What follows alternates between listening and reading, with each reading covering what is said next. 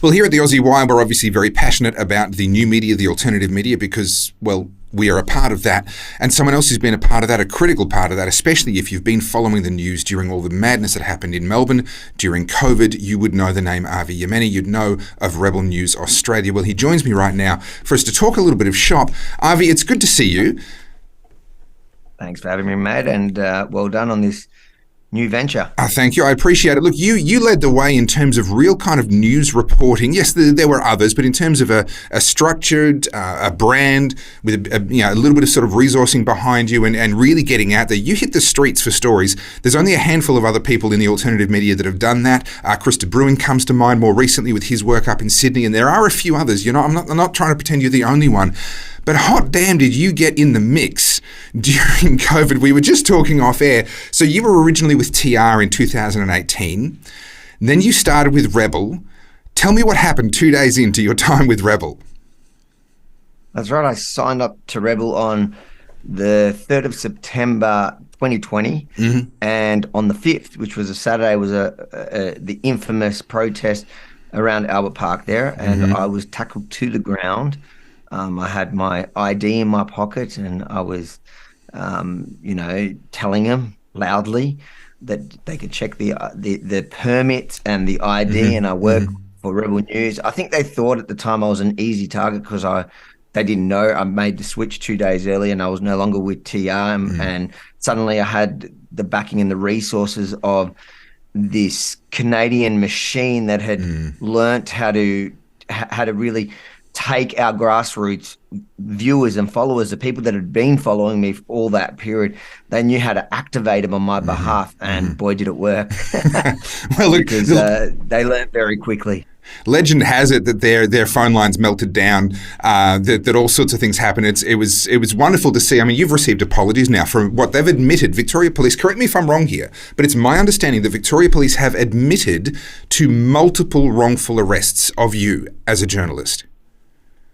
Absolutely, and apologise for 3 wrongful and unlawful arrests while doing my job reporting. And let me tell you a little secret. To get that word while reporting for Rebel News, the word reporting within the apology, that took an extra 3 months. The heads of Victoria Police had to approve that word. And at the end, they just had to suck it up and accept responsibility, and also referred to what I was doing as legitimate journalism. And guess what? None of the mainstream media have ever really run that. Imagine that in a Western civilization where a police department admit to wrongful and unlawful arrest of what they are calling a journalist.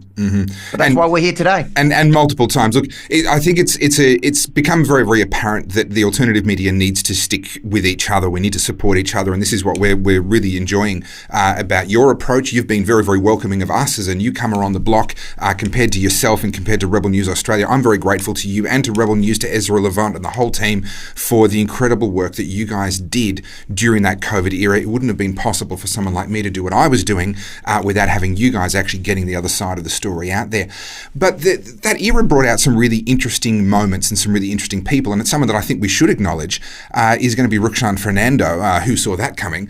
I don't want to be in the same recording as that. I know you don't. You hate each other's guts. The feud is palpable. No. But it was just this beautiful moment of citizen journalism. In his case, he didn't have the backing of an outfit like yourself. He didn't have the background of myself with over a decade of political commentary by that point in time. He was just someone who said, I don't like what's happening and someone needs to do something, and I'm going to point a camera at it. How did you get your start? Why did you, that was the catalyst for him. What was the catalyst for you to actually get out there and do something in the first place?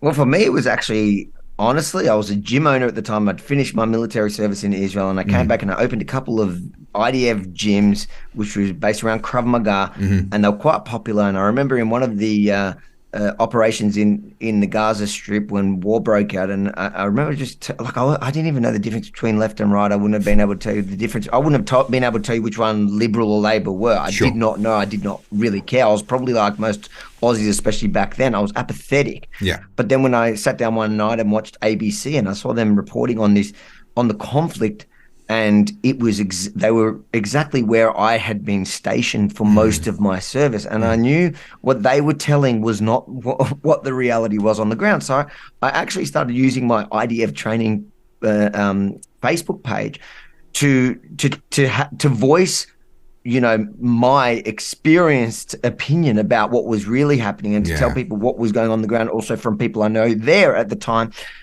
And I guess after that had all ended, obviously some people loved me for it. A lot of people hated me for it, the story of my life. But then after that, I think I kind of found my voice, and I go, I don't really like just being a gym owner. I kind of enjoy speaking my mind. And I again, it was a process, because I didn't actually know the difference in the political sphere. I knew what I believed in. So I kind of approached everything from a common sense perspective, and I used the Facebook page, and until some of my members, not necessarily that I don't know really if they agreed or disagreed with some of my positions, but what they said to me is, hey, we love your gym, maybe you shouldn't be using the pages to voice your political opinions. Now, when it came to Israel, that was one thing that I thought, if you're coming to train at a Krav Maga gym and you don't actually understand the idea of self-defense, and don't worry about it, don't come and learn the Israeli army's self-defense system. But with everything else, I thought they had a point, and that's when one of my first Facebook, now long banned, was born, and that's where it started, and it's been a journey. Oh boy, it's been a journey since then. The rest is history, because you've got 750,000 followers on YouTube. You are among Australia's most successful independent journalists, but there's a bit of a story to YouTube all of a sudden, isn't there, as of last week or so? You just got demonetized? Oh, no, we've been demonetized for a long time. No, I must have missed that memo. We've been demonetized for a long time, yeah. So you're referring to, like all alternative media at the moment, we need to think about how we monetize it. Like our audience have been so good at supporting, whether it's been my legal battles or the legal battles of people in the community that we've been taking on for them, or funding, crowdfunding. But when it comes to monetization, where you look at that, you look at the kind of numbers we get in views across YouTube, Facebook, Twitter these days, Rumble, like all the platforms, Instagram, we get millions, yet we're not monetized. So we've been looking recently at different ways to do that, and that was offering our viewers kind of an advertising where they have no editorial input or say, but if they've been watching us for a while and they like what we stand for, and they kind of want to give us a donation that's I guess can be written off as a tax deduction, well, sponsor an ad, and that's where you're getting that from last week. But so that's what I saw, right?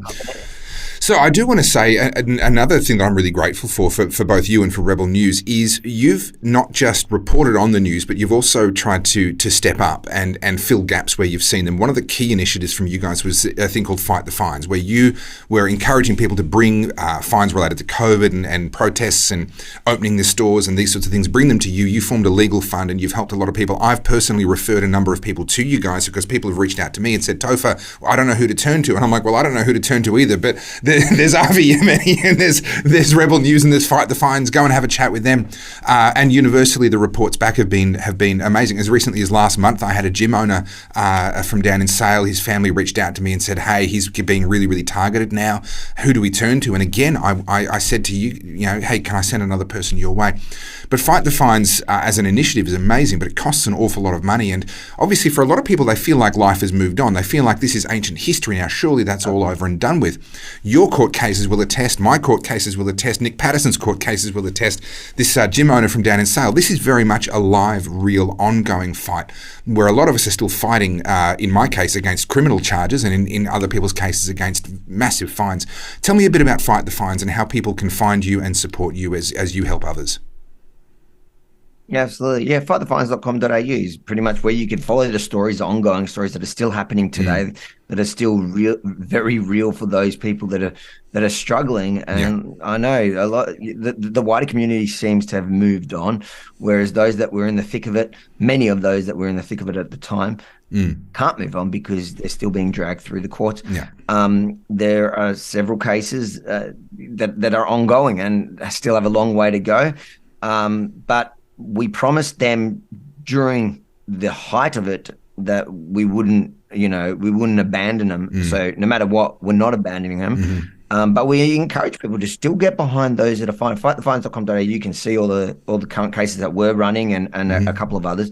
But yeah, if you're willing and you're able and you think that this still matters, that the fight for freedom, to ensure that, I think the important point here at this point is that to show those in the community that if it was to ever happen again, that we would unite as a community. And when it's all said and done and the government backs down, that those who stood up, those who bravely stood up, won't be left to pick up the pieces themselves. Yeah. And that we will ride it all the way with them. And that's what we're doing. And we're appreciative. There are a lot in the community, in our small community of followers that have been sticking by the people that have, fought all the way through until now. Until what are we? 2020? We're in May 2023. 2023 for 3 years. My criminal court case hasn't even begun yet. We're still doing mention hearings and all kinds of nonsense. Now, I want to disclose I am not receiving support from Fight the Fines. This isn't an indirect way for me to try and get support through to my court cases. We're paying our own court costs out of my family. We're paying for that ourselves. And if we run out of resources and we reach out, we'll do that directly to my audience. We're not going to go through Fight the Fines. This is not about me.